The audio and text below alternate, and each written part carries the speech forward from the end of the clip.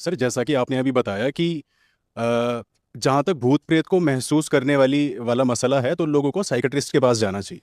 लेकिन हम देखते हैं आज भी भारत में ऐसे बहुत स्थान हैं जहाँ अलग अलग रिलीजन के, हिंदुज़म में जैसे बालाजी हो गया, या फिर बहुत सारी क्रिश्चियन मोनेस्ट्रीज़ हैं पंजाब में हैं और अलग जगह काम कर रही हैं। अब ये एक बाबा बलजिंदर बाबा भी पकड़े गए जिनको पुलिस ने भी पकड़ा है।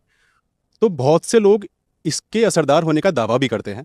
तो ये पूरा मसला क्या है? और दूसरा इसी से संबंधित मेरा सवाल है कि कई बार लोग भूत प्रेत को बीमारी समझने के बजाय भूत प्रेतों से काम भी निकलवाना चाह रहे होते हैं, कि जैसे तंत्र मंत्र हो गया, काला जादू हो गया। अच्छा, वो तो काला जादू के सेंस में ना। तो ये सारी चीज आज भी है और बार बार हमें देखने को मिलती है।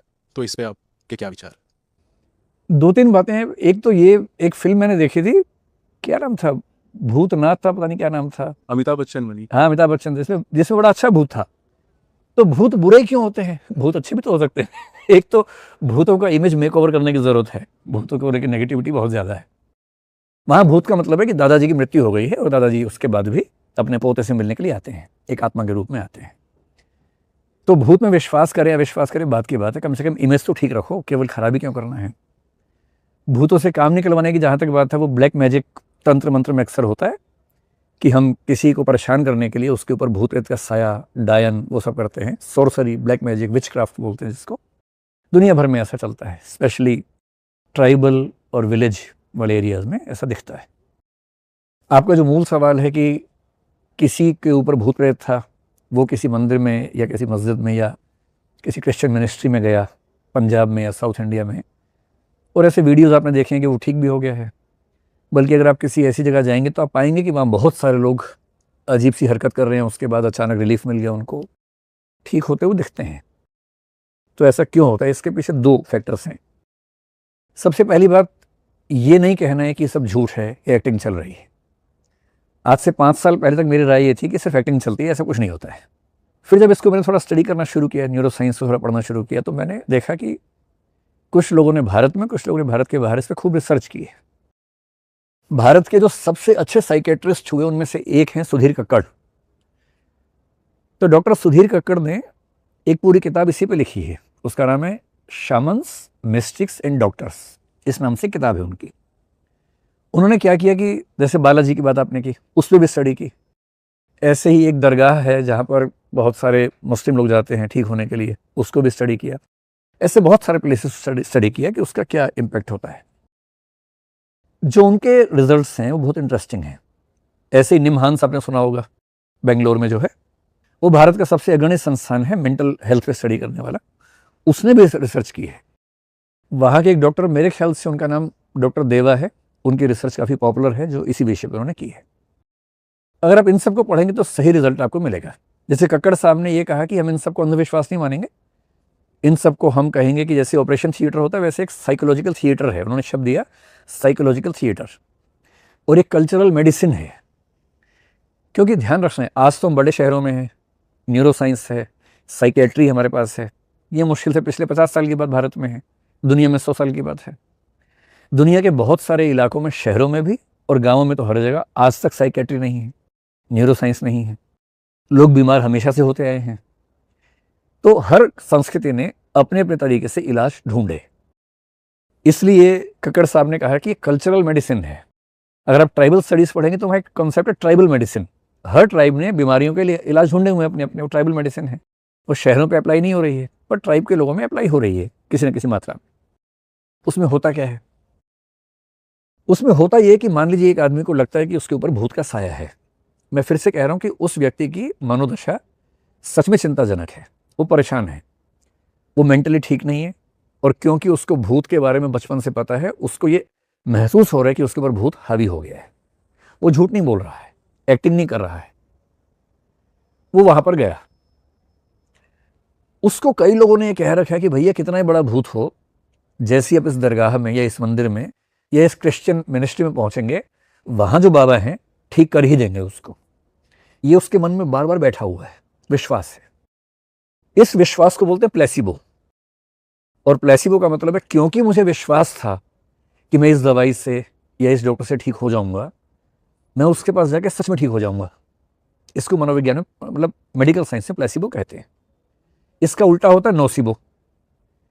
मुझे एकदम पता है कि बकवास है, तो वो ठीक भी होगा तो मैं उससे ठीक नहीं होऊंगा, क्योंकि अविश्वास बहुत ज़्यादा है। अगर आपको कोविड की वैक्सीन पे घोर अविश्वास है तो हो सकता है कि वैक्सीन लगाने के बाद भी आप ठीक ना हो।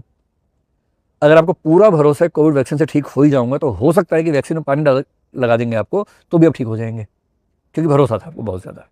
ये मेडिकल साइंस की हर रिसर्च में नियम होता है, आपको शायद पता है या नहीं पता है। कोई भी दवाई, कोई भी वैक्सीन जब बनती है, मान लीजिए 100 आपको टेस्ट केसेस कर रहे हैं, आप 100 पे टेस्ट करेंगे, तो उन 100 में से 20 या 25 पे आप टेस्ट कैसे करते हैं, दवाई देंगे और उसमें वो दवाई होगी नहीं जिसको टेस्ट कर रहे हैं आप, केवल ये देखने के लिए कि जिनको सही में दवाई दी और जिनको दवाई कह के कुछ नहीं दिया, दोनों बराबर तो ठीक नहीं हो रहे। अगर बराबर हो रहे तो दवाई किसी काम की नहीं है, क्योंकि केवल भरोसे से ठीक हो रहे तो मनोविज्ञान का खेल हुआ, विज्ञान का खेल कहाँ हुआ। तो जब प्लेसिबो वाले सैंपल की तुलना में नॉन प्लेसिबो रियल मेडिसिन के सैंपल में रिजल्ट्स बहुत ज़्यादा अच्छे होते हैं, तब मानते हैं कि दवाई का असर है। अगर वो इक्वल या ऑलमोस्ट इक्वल है तो असर नहीं मानते हैं। तो कक्कड़ साहब ने जो किताब लिखी उसमें निष्कर्ष क्या निकाला, बाकी लोगों ने भी, कि ये व्यक्ति है उसको भरोसा है कि मेरे ऊपर भूत है, वो मेंटली इल है, और उतना ही गहरा भरोसा है कि इस मंदिर में या इस मस्जिद में या इस दरगाह में या इस मिनिस्ट्री में जाकर ठीक हो जाऊंगा। जैसे ही वो वहां गया, अचानक चिल्लाने लगा, जोर जोर से हाथ पैर पटकने लगा। ये भी होता है, तो ठीक होता है, एक्टिंग नहीं चल रही। कुछ एक्टर्स हो सकते हैं हर जगह, सारे एक्टर्स नहीं होते हैं, कुछ जेन्युइन होते हैं लोग।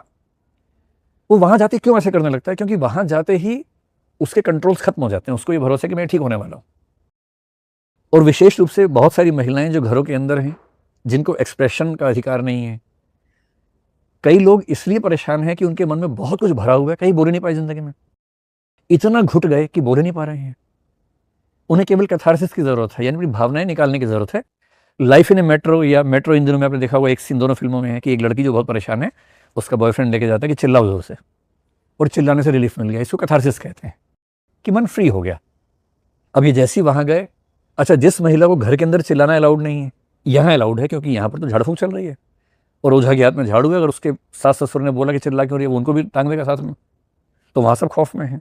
ये लड़की वहां सामने है, बहू जनरली।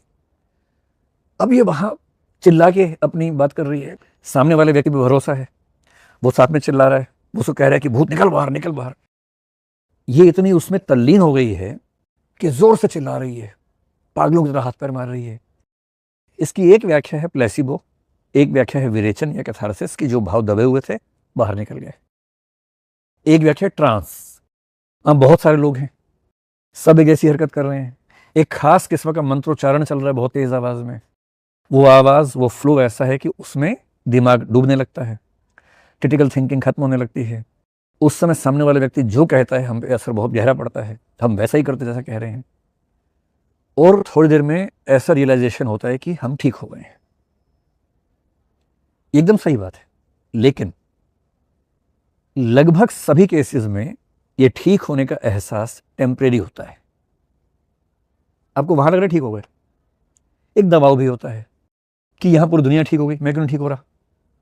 जैसे मैंने कई बार देखा कि मैं डॉक्टर के पास जब भी जाता हूं, डॉक्टर ने कहा कि 10 दिन के बाद फिर से आना, मैं फिर से गया, और डॉक्टर ने 8-10 लोगों के सामने पूछा फायदा हुआ ना, मैं बोलता हूँ हाँ फायदा हुआ, जबकि नहीं हुआ उतना फायदा।